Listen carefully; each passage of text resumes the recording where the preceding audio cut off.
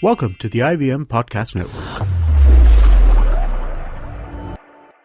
Out here on the Geek Fruit podcast, we spend a lot of time talking about superheroes, pop culture, who would win in a fight, that kind of thing.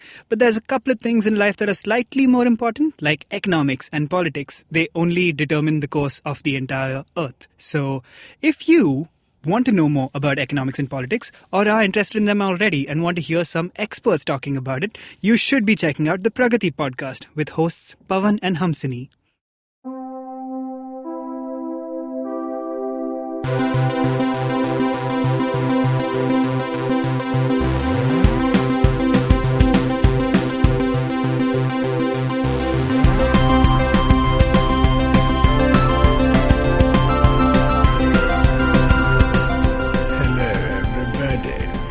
Welcome to Stephen King's It.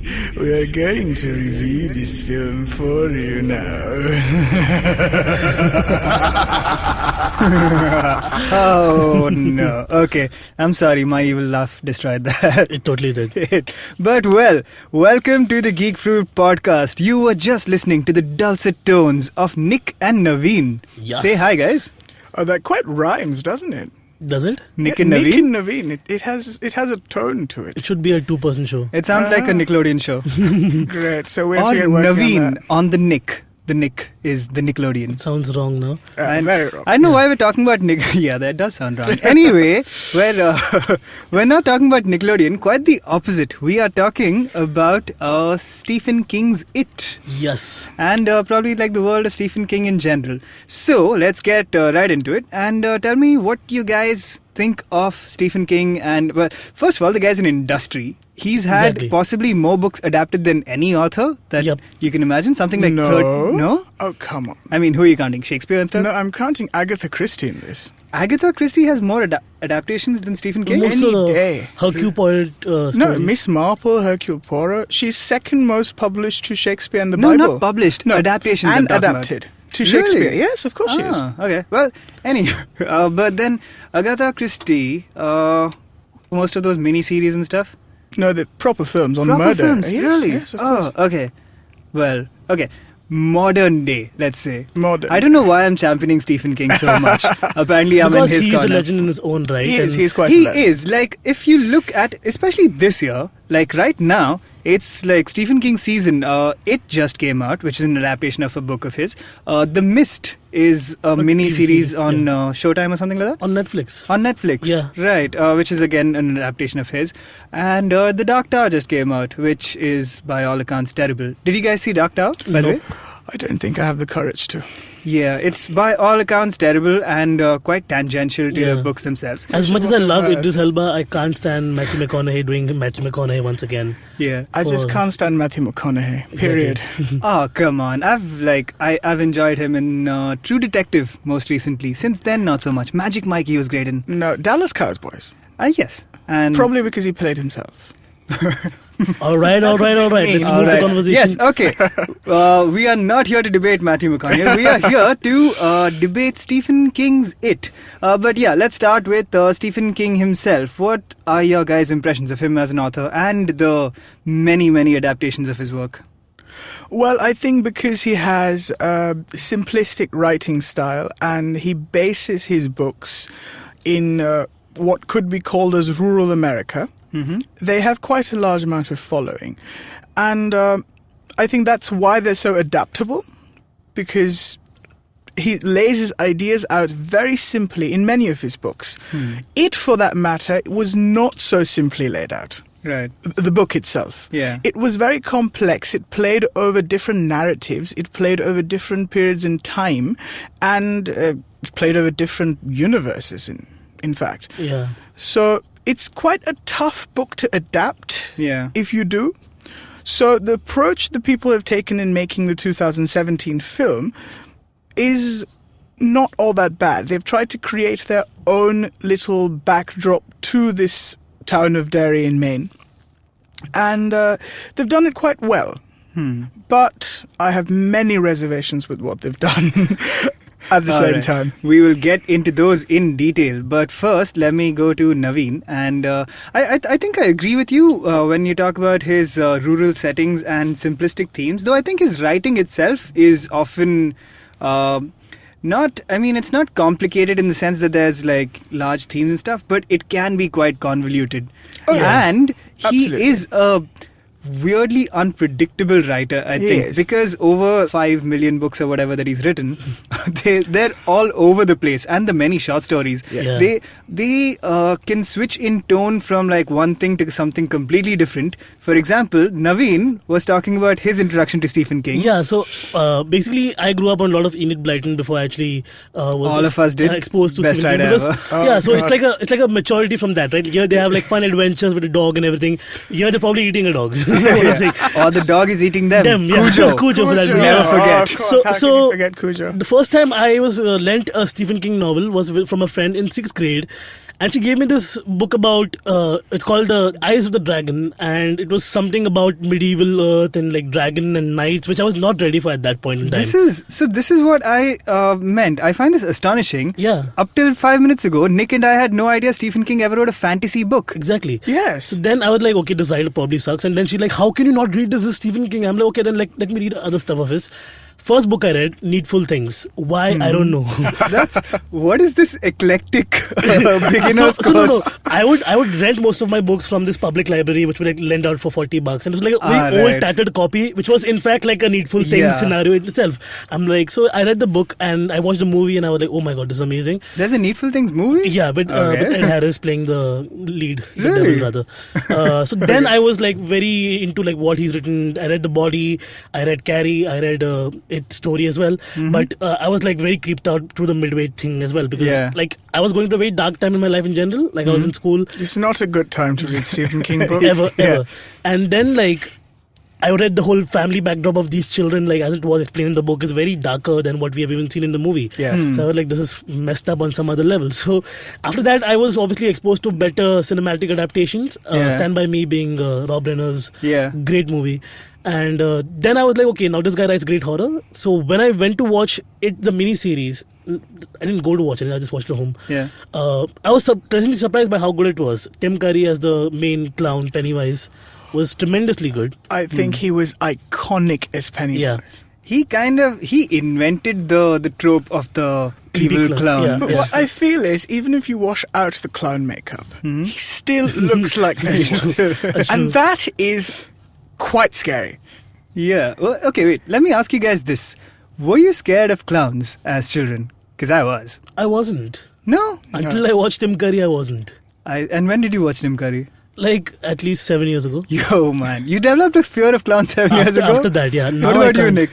No, I can't say I was afraid of clowns. Okay, we were just talking about the Hindi adaptation of this miniseries, which is what I first saw as a very young, Yeah. impressionable child. I think which that I think was my instilled the fear in me. introduction to Stephen King was War. Yeah. Yes. You How could say it, yeah, in was- different tones. It's so funny.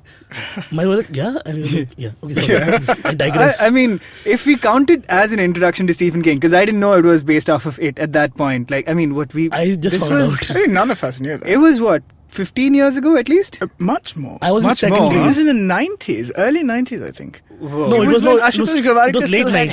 hair.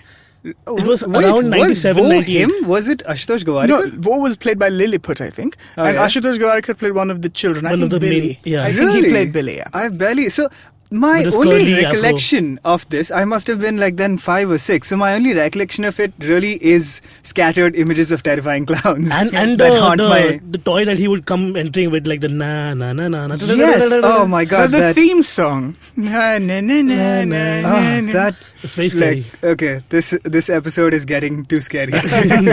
Turn it down. We're too good with voices. Yeah. Okay. Okay. Let's talk about It, the 2017 movie then, in the context of the miniseries. And whoa, why not? Why not? So let's go back to 1990 again and see, like, they made a two-parter back then as well. And Right. this was like for television, national television, having toned down much of its gruesome elements, keeping it, to the Yeah, because the to book main itself beats of the story. is again like a monstrous Yeah. what, like a 1,000-page book? 2013, I think. With like quite big. a ton of weird stuff that goes on. A lot of weird so stuff. they toned it down. There's also a lot of narrations and cutaways to the past of the town as well, Right. like what the other incidents that they refer to. Yeah. So these are all like Easter eggs in the movie by itself. But the second part of it, when they become older kids and then they come back to it, the entire thing lost its charm. Like how it became so from creepy to hammy. I just could not watch till the end. Also, I was like, "What the is that?" Because in the miniseries, in right? the miniseries, yeah. Yeah, because Like, I still don't Tim know. Curry was there, but then it was not the same. I think a lot of it was the acting. Like the children were somehow better actors than all the adults in that movie. Which is quite a shame because they were quite good actors. yeah. I mean, John Ritter played one of the kids. I forget who he played. It's been quite a long It was time. the fat kid. Oh, yeah. Oh, He was yeah. up to become like this rich guy. A property dealer or something, I think. Yeah, like a big architect or something. Yeah. And I forget who else was there in it, but there were quite popular actors in there. And it was quite a shame that they became so hammy by the end of it, as you put it. Yeah. Yeah.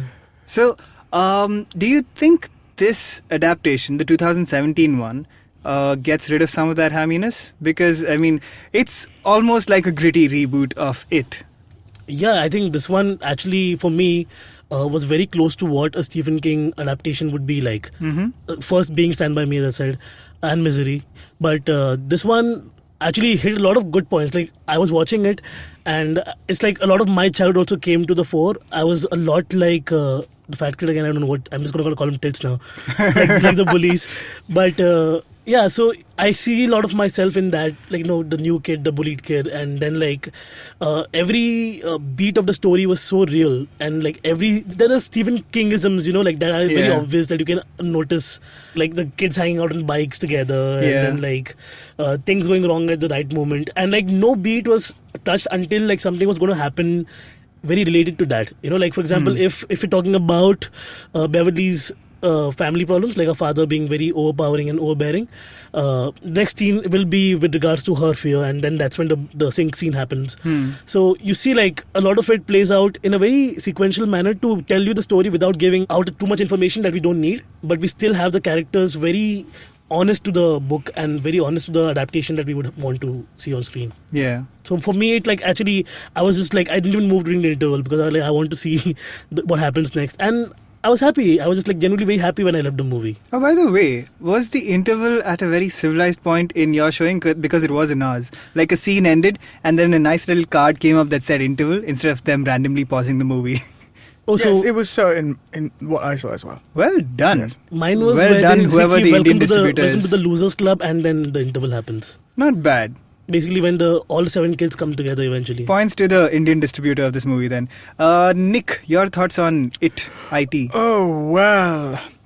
So I think it is well adapted when it comes to getting the fears out and the graphics. And of course, because it is 2017, you have higher technology to show the blood spouting out or a mummy walking towards him. Yeah, I think just... Or any of those. Or Yeah. even Bill Skarsgård's expressions. The makeup and the prosthetics were beautifully done, although he's no Tim Curry on record. But the eyes were entirely him. He didn't get like, he has those fake blue eyes, but Yeah. then the cross-eyed view that he's always talking in is Yeah. all by himself. Yeah, he actually did Yeah, that? yeah. Whoa. So I it's found done his, well. Yeah, like his design was... Tim Curry was a great performance, but if you go back and look at like a still of it, I feel like that it looks like an 80s guy in clown makeup. Yeah, he you know? escaped It clown was an artist. 80s guy. Yeah, exactly, and it looks like that. I thought the modern design was a little more monstery. It was. It was. Yeah. Because I think in this day and age we're more desensitized to flashier Probably, forms yeah. of gore Yeah. than what they were in the 90s or the late 80s. But there was one thing I found a little miffing in the whole thing. When you have the opportunity of rewriting a classic to your own story, there are many things you can do to enhance the experience of the film. For example, concentrate further on the interpersonal relationships between the characters than just a showy, graphic-y sort of a setup, which I found was not present in this film.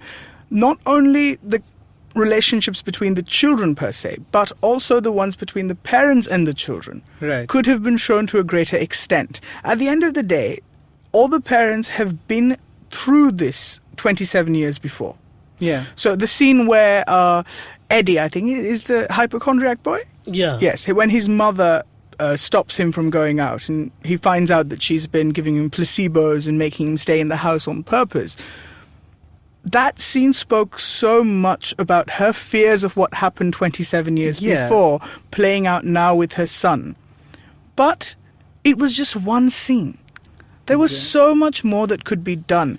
For that matter, Billy's parents, they've lost a child. But you see his mother playing the piano once, and you see his father sitting in the garage once. Yeah. What else do you see you about don't even his see family? them other than those two scenes. And for that matter, when it comes to rural America, and when it comes to the 80s, this was a period of a lot of family-oriented activities. It still is if you go to rural America. This north, south, it doesn't matter. You pick Maine or you pick Arkansas. Family is their very important cohesive unit. Right. And this was absent throughout the film. The children do go on bike rides and just go off, but there is no reporting back to this unit that was very clearly not only mentioned in the books, but a facet of the culture at that time. Yeah. Not to mention, they skipped years on end. They went from 50s to the 80s in Chapter 1 itself, probably so that in Chapter 2 they can make a modern 2070 kind I thought my theory was that it's because the kids who saw the miniseries, their childhood would have been in the 80s. Now, it's people in their 30s or people our age who relate more to the 80s than to the 50s. Probably, that is true. But along with doing that, they lost out on some of the anchorisms of that period, rather. Right. So racism being one of them. So when you see Henry Bowers... And homophobia for that matter as well. Homophobia was in the 80s version anyway. Yeah. But then that was because one of the gay couples is being harassed by bullies. Yeah, that was in the 80s anyway. In the 50s, racism was more of a plot point with, what's his name, Mike, I think. Yes. Mike, which was lost out at this moment. Yeah, and in this one they framed it as him being a kid who lives on a farm, Yeah. which is why the bullies want him to stay off. And Though it's not- clearly because he's black. Exactly, and it's not integrated. Yeah. In the 80s, they were quite integrated with everyone. The school was not filled with only white faces. Mm-hmm. So there's some things you lose out on when Which I also you play noticed, with the like, period. so on the streets when Bill and Richie are fighting with each other, like all of them are leaving one by one, but the black kid is just there in the background. He has nothing to say, nothing to do. It's not even like He seemed like an unnecessary add-on, which you don't get if it was 1957. Maybe. Because there he would was have had, actually like, a chased bigger- down. His dog was murdered. His father was harassed. He was chased into a forest by Bowers. Again, a character that was completely lost in this film, unfortunately. Who, Bowers? Bowers was completely lost. There was no point to him having killed his father because when he comes to chase the children, he has one shot fight with Henry and falls down a well. Yeah, I'm that was- sure he's going to be its helper in the second chapter, Correct. like Oh, he maybe, is. right. But that character in this particular film did not really live up to what it should have. Okay. Let's take a break and we will come back. I will opine myself and we have a mysterious guest who will appear via WhatsApp voice message. The mysterious I guest hope is it's not Tejas. a you all know clown. that. Yeah. In a world where people are busy playing Mendicote at Diwali parties, two men decide to go all in the river. Don't you mean on the river? On the river. Oh yeah. Two men will go where no one has ever gone before, to a studio with no air conditioning or Coke Zero to talk about poker. Hey, order लो ना यार कोई क्या है ये बकवास? The SpartanPoker.com presents Mera Kaam Poker, hosted by Azim Banatwala The best comedian in the world, according to himself. and Peter Abraham. Not related to John. New episodes out every Wednesday on the IBM podcast app or any other podcasting app you use. And for all our listeners who want to try out their hand at poker, you can log on to thespartanpoker.com, register yourself as a user with the promo code IVM, and you will get 200 bonus cash, which you can use to play poker for free. See you at the tables. Welcome back to the Geek Fruit podcast. If you're just joining us, I don't know why you skipped 15 minutes in. Go back and listen from the start. Anyway, we're talking about Stephen King's It. I have Nick and Navin here with me who have some Does have reservations about the movie. Personally, I really enjoyed it in the sense that it scared me, but then I do get very scared of horror. It terrifies me, and I was terrified during much of this movie. But I agree with you guys. When we talk about the depth of it, I don't think it's the kind of movie that'll hold up maybe, say, 5 years from now even. Once we've moved past like that visceral sitting in the movie theater, I am scared of this evil clown who's rushing straight into my face thing. There's not a lot to that movie for a bunch of reasons. For example, like you said, the interpersonal dynamics are lost quite a bit. Maybe it's because they try to adapt so much of the book and they stuck to that structure of each kid being scared by it one by one, which just necessitates that they're off by themselves and they have like less time to interact. Well, I feel there are two types of being scared. Yeah. One is a flash visual. Which is what just most modern breaks horror. out in your face Jump and you get scares. scared. The second type of being scared is an understanding scared. It's not the anticipation that Hitchcock talks about. It is when you watch something, you understand the depth behind it, and that scares you. Yeah, it grows on you like a The very... scary facet of a murderous personality, or the scary facet of a person talking to you from a sewer. These things are understanding scared. Yeah. Which were not played out to the same extent as visual scared was. Which is a shame because I think And a lot of that's the King's shame. writing is understanding scared. scariness. Yes, absolutely. Though, a problem I've always had with Stephen King's books and horror in general is the entire build-up in any King novel where he's delving into this understanding kind of scared, like you put it, is terrifying. And then when you get right to the end and it becomes like a big bad monster and you have to come up with some kind of plot device to solve the entire thing and end the book, that's when it kind of falls apart for me. Including with it, like, as you're building up, you're talking about this, like, unspeakable evil that has taken, like, many forms and reappears every 27 years in the town of Derry, Maine. Yeah. And then at the end, you go like, oh, but if you're not, like, being afraid of it, it'll die. So basically... it's a plot device. Yeah, so that obviously is not happening in Shining if you look at it. Because Shining just like grows on you and then there's a crescendo of him going berserk. Coming back to this, so basically when Gary Fukunaga was going to direct the movie, he had all the children orgy scene and everything related to Beverly's father raping her and all that jazz. And would have gotten NC-17 rating, like 20 Straight plus. away. Yeah. So they had to remove all of that, but what he also had in that script, or the idea was that Bill has this whole, when he sees the dead lights, he go into the strip and he sees the turtle, which basically is a big part of Stephen King's universe, if you look at it. And they basically said, we don't have money to do this, so just come up with some kind of trope to take care of this. So that's when if you're not afraid of it, then you can defeat that.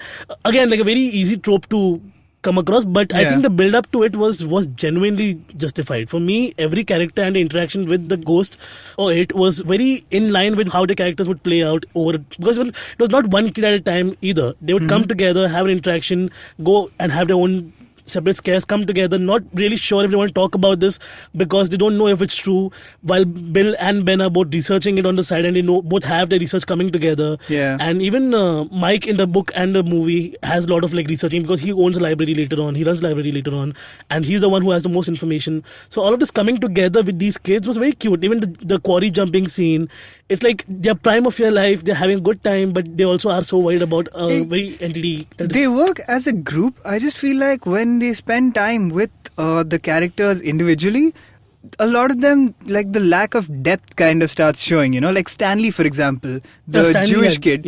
He pretty much, his entire scene is, whereas with Eddie, who's a hypochondriac, so he's chased by a leper, that kind of makes sense. With Stanley, there's clearly so little to him that they're just like, okay, a scary painting is chasing him. Not to mention, I don't think that was what Stanley was afraid of in the book anyway. It was drowning children, I think? Two drowned children. So they didn't have time to go into his backstory. Personality and therefore come up with a relevant scare. So they just went they painting. went with a generic scary image, which, again, to be fair, that moment where he walks into a room and the painting, the flute falls down behind him, something, I was like, oh man, stuff is gonna go down. That was a scary Poor guy moment. gets his face sucked, dude. We have to give him that much. It's a very scary moment, but even the projections projector scene, oh my god, so beautifully done. Like, that is again a callback to another one of Stephen King's works. One of When his short stories. Yeah. dog Oh comes out. man, again, one of my favorite Stephen King short stories, because in like the course of some 20 pages or something, it terrified me. Yeah. But then at the end, it falls apart, because it's all about this. In case you haven't read it, it's about a dog that a kid who finds a Polaroid camera, and every picture he takes is like a random dog is always in the pictures, and it's coming closer and closer to him. Yeah. And as it gets closer, he realizes it's like a terrifying direwolf-sized monster. But then, okay, spoiler alert, because this ending is so stupid that it ruins the entire story up to that point. After building like so much scariness and tension and suspense, you're like, what's going to happen? The solution that the kid comes up at the end is he takes the picture of the dog as it jumps out of the camera, and it gets trapped forever in another camera. So, so horror is a hard... I think it's a lot of times he does not probably write the endings or does not have it in mind. Like, I'm going to play it by the ear and see what happens. A lot of times he writes entire books and forgets about them. Like, he was I entirely think- coked out in the 80s. I think he doesn't expect people to reach the ending. Yeah. I think Maybe. he thinks they might be so scared after the first 20 pages they might not want to see 21st. That was totally the intention with the Dragon book, I'm sure. So I Probably. could not get through The that. Dragon Book is apparently one of like the mini novels inside the Dark Tower universe. Yeah. The Dark Tower universe. Yeah, he's a weird one. He's actually talked about entire novels that he has no recollection of writing. So he's Maybe a it's a weird multiple personality. one. Or it's a ton of coke. Maybe Split 2 will have Stephen King. Doesn't he? What was that book of his where they turned it into Secret Window with Johnny Depp, where it's a writer who turns up and talks about a guy plagiarizing a story, even though... I think it's called Secret Window. Oh, there's the story also? I think it was so. a short story. I think so, yes. Yes. I remember that clearly Again, because Johnny Depp so had the done inspiration quite a for good job in for it. that story, if I remember correctly, was that he woke up one day and he was like, "Wait a second, I wrote this stuff. Where? How?" That was probably Johnny Depp's like waking up. Did I sleep with her? What? How? Very likely. It was in his peak. Okay, let's do this. All three of us nominate our scariest moment from it. Okay. Or should we listen to Tejas's opinion before Let's that? do that. Special mysterious guest Tejas of Geek Fruit has sent in a message. Congrats, Tejas, on the new album.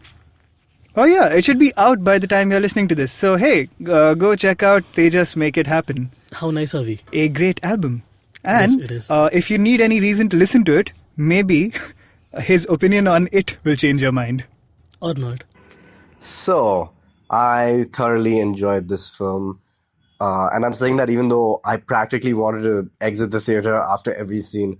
At least that's how scary I thought it was. I don't think it was like psychologically scary. Like, I thought it was really good at the jump scares. You know, I think that they were really well directed. Overall, I think the movie also was well directed. It had a nice story. I've not read the book, but from what I hear, it's done a decent job of capturing the spirit of it at least. And yeah, I mean, I really enjoyed the story of the kids. And I was telling Dinkar this earlier also that, you know, the thing about having, you know, child, you know, protagonists is that the viewer, like the audience then becomes that child. And, you know, and I totally, you know, I was terrified throughout the film. I thought they did a really good job. And you know, the other thing is that, you know, you think, all right, first 10 minutes, there's going to be like hints at, you know, scaring you, but then it doesn't really, you know, scare you. They save the scares for slightly later on in the film. But this was just like right from get-go, kind of just went in for it right till the end. So I really liked it. I thought the town of Derry was like well envisioned, like as in like they made a good, you know, they really did a good job in showing you that town and getting the spirit of that town. So I thought that was cool. Really excited about the sequel. I do believe it's like, you know, a two-part story. One is now when they're adults. So pretty interested in seeing that. And I don't really like horror movies that much. Like I can watch Aliens or something like that and any sci-fi slasher kind of thing. I don't find scary, but I do enjoy those. This one I was genuinely terrified. And I think it's because also I watched in the theater. So yeah, enjoyed it. And looking forward to the sequel. Okay, so that is Tejas's opinion. I saw it with him in the theater, and I can testify he was terrified, as was I. But I think he has a lot of the same thoughts that we had, which is that it was jump scares and not really like psychological horror. It's like a roller coaster ride where, like, when the drop happens, you're like, oh my god, and then you kind of like laugh about it because it's not truly terrified you. You just got jumpy. Yeah. So and there's genuinely funny lines also in the Richie's character is just like dropping your mom jokes out of the wazoo. The boy killed it. He was always supposed to be a funny character, but especially because of the performance and well-written lines. And like, so in the book, whenever they want him to shut up, they're like, beep, beep, Richie. And in this one, the kids don't say it, but the clown, when he firstly like comes out of the coffin and goes, beep, beep, Richie. And I was like, oh my God, this is so scary. I was scared. And they acted so well. The kids, like, when they act were terrified. All good. Again, the projector scene, I keep bringing it back for me. That was the scariest scene in general because they all emoted so well. Because if that thing showed up in my house, I would flip. Yeah. And then I drop it down, and then the thing comes out a 20-foot big head of a clown tearing from the projector. What is that? That scene was terrifying. Which is why I found it even weirder when after the whole thing, they kind of like, they open the garage door and they're like, okay, let's go do something else now. I'm like, if it was me, I would just sit down, paralyzed, and go like, nope, cancel everything. I am not moving. Okay, so the projector scene is your scariest moment. Yeah, and also like every time Ben got his poor belly stabbed or like cut or whatever, I was like, leave the poor kid alone. Like, but then they went there. Like, you would expect it to not go there. Even Georgie's hand is ripped out, like in the books. Like in the 90 series, they were like, let's just have him pull him in and just making that weird face. But here he actually like gets his hand cut and he goes help. I felt bad for the kid. And then the hand comes out slowly. That is like very beautifully directed. Creepy. Okay, and the cat is obviously there, ominously staring because cats are always there. Let's take a poll of the scariest moments. Then we'll take a break and come back and talk about King in general. So, projector scene for you, Nick. Scariest moment in this adaptation? I think it would have to be when Billy picks up that Lego dinosaur and goes down to the cellar. Yeah. And the cellar's flooded with water, and Georgie's standing in the corner, and then Pennywise just comes up from the side, and then he goes towards him, and he runs up, and I was so sure he's not going to make it. Yeah. But yeah, that was Pennywise takes quite the elevator from hell. So, that is a good example of mixing the in-your-face scary with the understanding scary. Because you're understanding the character as well, and it's flashing in your face as well. Yeah. I think that was a very well-thought, written, and directed scene. And towards the end and as well. acted as well. Yeah. Very well acted scene. Towards the end as well, when he like empathizes so much with his brother and like he follows him down the sewer as well. And then like he has to, spoiler alert, shoot the said brother who he knows is dead now. I think that was very powerful as an emotional payoff for the characters. So that would have been 10 times more powerful if you felt something for his parents as well. I guess, yeah. Till then, you're only feeling for Billy. But when adults, he says, I want to go home to mum and dad, you don't feel anything when he says that, because who mum and dad? It seems like Billy's an orphan. With that lady playing piano in your house? Yeah. He lives with two people, a pianist and a garage salesman, and he's just running like his own little school and orphanage with the Loser Club. Perhaps what they should have done, because of the limitations they have, is knock off a couple of kids from the group. So you maintain the group dynamic, but get rid of Stanley. He's not adding a lot, and that would maybe give you more time to delve into the personalities of these kids. I mean, you're not shy about killing off kids, kill off a couple more. Hey, a token Jewish kid is what it takes, okay, nowadays, to be diverse in 2017. A token Jewish kid, a token black kid. And a token woman. A token Let's woman. not forget that. And a token gay bully, by the way. Right. Oh, man, yeah. Maybe that is hinted at a lot. Just cut down on the number of characters, and maybe that would also help you, instead of making these characters token characters. Don't try and tick all the boxes. Tick one box, but take it well. Make it like one of those 3D boxes. Make it count. Well, they could have made Eddie Jewish, I feel. And then they could have taken a Jewish Stan out. hypochondriac. that seems realistic. That would be playing really into the stereotype. Yeah. Because they can't take the token fat kid out as well. Yeah. That has to be there. Yeah, there has to be a token fat kid. Whose belly will you slash otherwise? My scariest moment was a purely visceral thing, which is when Fatty Tits is in the library and he starts seeing these Easter eggs, which this movie's full of Easter eggs, literally. And he's walking around and suddenly like Pennywise pops out of nowhere and goes like, "Hey, egg boy!" And I was like, oh my god, what just happened? So that terrified me. But then a lot of the moments were like that. And like that was weird because every time the monster came in different forms, for Eddie's case, the leper man, and in the library again as a clown, these kids should be running away from it in a direction where there's an exit. Like, Yeah. Eddie runs directly towards the house. And but I have to say that till now, in whatever I have seen, no one has ever run run towards an exit. Everyone has run up the stairs, towards a terrace, towards a balcony, Towards into a a dead swimming end. pool, Yeah. into a house. I mean, what are you really thinking? And no one's running towards crowds either. They're moving away from crowds towards isolation. It's I don't know. I don't understand it. It's a horror movie trope. Every single character in horror movies has a hero complex, I think. We'll discuss more horror and more Stephen King, but right now let's take a quick break, and when we come back, we'll talk about Kingverse, the Castle Rock universe, whatever you call it, after this break. Hi, I'm May, and I'm a huge fan of the indie music scene in our country. A scene that's relatively underground, even though it sometimes speaks its head overground. But there's no shortage of talent, and I get the privilege of interviewing some of the most awesome musicians on my show. I've had the likes of Euphoria, Krish Kale, Hardcore, Randolph Correa. I've had singer-songwriters, folk singers, electronic music producers, playback singers, rappers, fusion artists, instrumentalists, classical musicians, and so on. Whether mainstream or not, these people have chosen to release their original music, and these are the people currently shaping the direction in which our music scene is heading.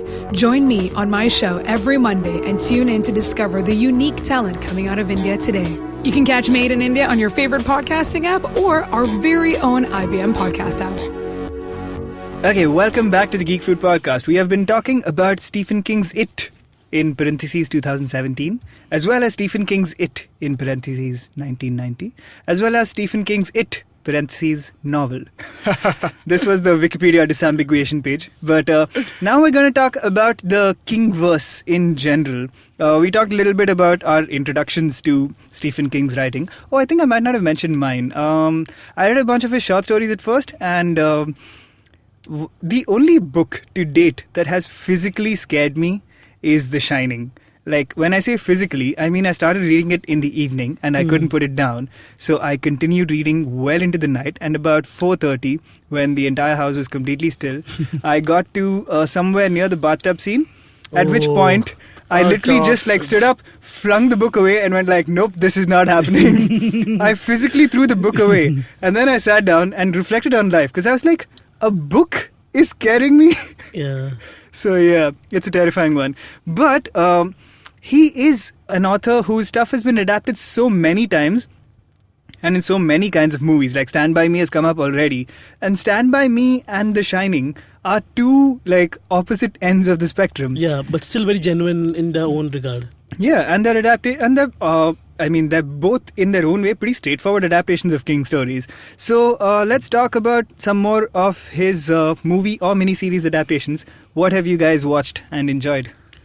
The first thing I actually saw was Vor.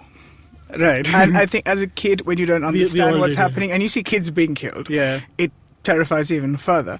But after that, many years after watching Vor, and after reading It, after reading Misery, after reading Stand By Me as well, what I saw without reading was Children of the Corn. Right. And I think that just got the living daylights out of me. So there's a whole setting to this. So I remember I used to sneak off and watch the telly at 2 o'clock, at 3 o'clock in the night when my parents were asleep, at a low volume, sitting near the telly, so that they can't hear it in the other room. And I was flipping through channels, and HBO was showing Children of the Corn, and this was before they were cutting scenes or censoring anything on there. And it just looked like children playing, and suddenly there was blood and death and murder and, oh my God, ever so much gore. And I couldn't tell my parents I've seen that. So Yeah. I switched it off, I went to my room, and it was full moon night, so the grill outside my window was casting a shadow on my cupboard and my bed, and it looked like a rake for some reason. It looked like a pitchfork. Right. John holding And a lot. that scared me even further. And I live on the 13th floor, and I was thinking someone's coming from the window just to kill me. I had to run and sleep in my parents' room. And my mother kept on Without asking any me explanation. what happened, because I love sleeping alone. I don't like to sleep in their room. It's like, what's wrong with you? Why do you want to sleep here? And I couldn't tell her why. I just kept saying, no, I want to sleep. I want to sleep here. I want to sleep here. And somehow I managed to go through that night. But Children of the Corn is the first thing that gave me nightmares. Man. And the second thing that affected me deeply, book and film, was Misery. Mm-hmm. And I think that's because of the complexity of Misery's character and more so Kathy Bates. Yeah. When Won an Oscar Whoa, when for you that role. look her in the eye in that film, you feel that obsession and you feel a chill thinking that you're decapacitated and you want to leave but you can't. And there's this woman who is trying to get her way and get you to do something you don't want to do, and you know she's going to kill you, Yeah. whether you do it or not. And it was just fascinating. Misery. So Misery is like the adult choice, but Children of the Children of Corn the is Corn what scared is the what bejesus scared- out of Oh you. my god! I don't think I saw the beginning or the end. I just saw it in the middle. Yeah. And yes, that was it. That was enough. Sitting 5 inches from the television, I'm sure that must have That been was like enough terrifying. for me. So yeah, as I said, my whole exposure was Needful Things first, Mm-hmm. and over time, the more I've watched, like you say again, as I said, The Body or Stand by Me, Green Mile, and Carrie and Cujo are like all different like tangents of stories. Like some of them are psychological horror. Shining is psychological. Yeah. It's nothing to do with the monster outside. It's all within. So it's Carrie. So is Carrie, yeah. So the more you look at it, you realize the writer's work is mainly creating very complex, dark, weird characters. Even though they're young kids, they're all messed up in so many ways that's what builds a good character for you. That's what builds a Yeah. good story for you, because you empathize with them or you hate them from the beginning. So again, like, but still, Cujo has to be the most terrifying stuff I've ever read or seen. Yeah. Because I hate dogs when I was younger. Really? I like them now. No, I mean like rabid dogs. So I'll tell you my backstory to this is. Who likes rabbit dogs? Okay, Oh listen. my god. Oh, wait. I think I found the true monster. It's Navin Narona. No, listen, guys. I'm sorry. I take my words back. I hated dogs. I should have said that properly. When I was 5, I was bit by 2 dogs right on my butt cheeks. Oh my okay? God. Okay. And so that treated I don't like this, blame you. like a big paranoia. So until like I was 13, I could not get over that. So 2 dogs bit me. I had to take like 15 injections for that. Wow. And then I watched Cujo and it was like truly terrifying. But then I got over the fear of dogs. Nick has a Labrador. And yeah. Yeah, which is why I don't understand why he said that. Because Exactly. he loves playing with him. Yeah? Yeah, because I'm amazed you got over your fear. If you were bitten twice at the age of 5. And my dog tries to hug him. Yeah. And He's you're like- cool with it. He's like a friendly Cujo. Yeah. I think I found the true hero, and it's Navin Narona. A great redemption arc there, Navin. Yeah. So that's it. That's from me for now. Okay, all right. I think mine. I'm surprised none of us have mentioned Dr. Shawshank's Redemption, which is, of course, the greatest movie ever, as so many say. Short God. story that was Yeah. actually. A short story, and I still don't understand why the Shawshank Redemption is such a highly rated movie, and why it's seen as this epoch of filmmaking, because it's a pretty typical movie. It's not bad. Yeah. But it's like It's a 90s not a Oscar great bait, movie. pretty Do you much. know, Pretty much. frankly, the Family Guy spoof of Shawshank Redemption That's funny, is yeah. much better Yeah, than the yeah. original Shawshank Redemption. I could actually imagine Peter and Cleveland and Joe and Quagmire go through it rather than... But even in Shawshank, that scene where the old guy gets out and has nothing to do, basically hangs himself to death. That whole montage of like scenes that build up to this with obviously Morgan Freeman's voice. Yeah. Yeah. I think that's what sold the movie mostly. Morgan Freeman just doing like it's a standing solid in the movie. Yeah. It's overrated. But Yeah, that's unbelievable. Like 20 years, it'll take a dig a hole and no one will find out in a prison. Yeah. That was obviously like. I think when it comes to adapting Stephen King books, selecting the right actors is the most important thing. probably.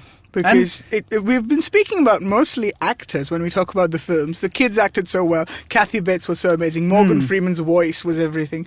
It's the actors who give those personalities some life. Yeah, probably because a lot of King's writing is character and setting. Yes. More so than plot. And most of the protagonist is him. Yeah. If you look at it. It's like, it's a book about a writer. I'm not naming any names. Surprise, surprise. Here he has a stutter. Yeah. Here he's black. I don't know. He's Jewish here. It's all different versions of King. So while Shawshank Redemption is overrated, I think underrated, like you mentioned, another King prison movie, Green Mile, Yeah. is is one of my favorite movies and one of the best King adaptations. And it kind of went under the radar for a bunch of reasons. I think Michael Clarke Duncan, rest in peace. The best dude, Michael Clarke Duncan. I think one of the issues, and what a performance in The Green Mile. He is, it leans into everything, like his acting, his voice, his physicality. It's all used so well. Maybe the only reason it wasn't like a massive movie is because it's ridiculously long. It's 2.5 or 3 hours. It has like 1 hour of this constipation subplot. Well, I think which would, as being long, would work well in this country though, because they're used to that. Yeah. But with their own films, it must have been it must have seemed like insanely long to them. They don't even have intervals, I think. No. Yeah. But still, a great movie with such a great, again, atmosphere, which it takes the best stuff from King's work and does a great job of it. Tom Hanks, again, great performance, especially like that last scene, which we won't spoil because go out and watch The Green Mile. But great movie. And probably, I mean, it's typical, but The Shining, man, is just such a good movie. It's undeniable. It's terrifying. And again, it kind of nails the atmosphere. Like, the scariest stuff in The Shining, the movie, is like little stuff like the twin girls just hanging out far away. It's these like little visual moments. Won't you come and play with us? Or like the boy just cycling through the corridors. Yeah, that is it's a kid cycling in an empty corridor. Scary. The carpet of the floor is scary. And let's not forget Jack Nicholson's face. Yeah. The most terrifying thing on earth. That is a trifecta of scary, like Stanley Kubrick madness. Yeah. Jack Nicholson's face madness. King's writing madness. So like, that was perfect trifecta. Perfect trifecta. He almost and I think drove one of the only good things Jack Nicholson has done. Really? And One Flew Over the Cuckoo's Nest and The Joker. Okay, Jack Nicholson's done some great I'll stuff. give him Joker. Yeah. He's done some great stuff, but that's another episode. The Shining, terrifying. Man, even like, what the dude wears a dog head costume who keeps popping up randomly in the bar. It's a wolf head, I think, is it? Oh, wolf head, something like that. So. Yeah, I think it's a wolf head. Scary as hell. And I believe that the actual filming process drove the actress Shelley Duvall. I think. Yeah, it drove her quite insane because Kubrick kind of like kept on taking takes, like small one, like going back the stairs while he's walking towards her, and she he made her do it like 40 times, and he made all the cast and crew like be very cold to her. Don't bring her a chair, don't bring her water, let her find her own stuff. And she went crazy because of that mainly. Man. Even the door breaking scene, they used like some 87 doors to like get that scene right. No, because he was like, she's not freaked out enough. She has to be even more freaked out. Kubrick was a dick. And then King wrote a sequel to that movie, which the book came out a couple of years ago. Yeah, that is on Danny, the kid who grows up from that. So apparently the kid never knew what was going on. That's what I've read about. That really? The child didn't know the story at all. He was just told to cycle around. Oh. So he didn't know that he was being hunted down and murdered. Yeah, the actor, you mean? The actor, yeah. Correct. He was just oblivious. He was just cycling around. Maybe because... So Kubrick was a dick, but he was nice to children. So apparently. He was probably just a dick to women. But there's something about kids in horror movies in general, like The Orphan or... which was that? The 666 wala? Omen. The Omen, yeah. Yeah. And even that entire franchise is just generally cursed, you know? Yeah. A poltergeist. The girl died, didn't she? Yeah. Shit. Wow. So... It's a scary, horror-filled world. Horror. Horror. It's a scary, horror-filled world. Okay. Guys, our loving audience, please tell us about your favorite King adaptations. Tell us what you thought of it. And you can talk to us all of us individually on the internet. Yes. Navin, where can people talk to you? Talk to me on Twitter, no_Rona. What about you, Nick? You can contact me on Instagram, Nick Saraf. Okay, you can talk to me on Twitter at DinksThinks. And if you just want to talk to the notion of Geek Fruit or the concept of Geek Fruit, we are at Geek Fruit HQ on all social media. So give us your thoughts, and until next week, goodbye. Just to close out the episode, Nick and Navin, give me your evilest laughs.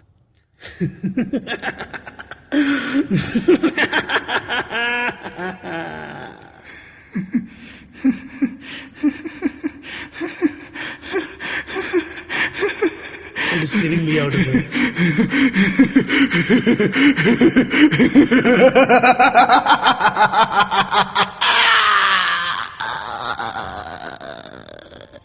Bye.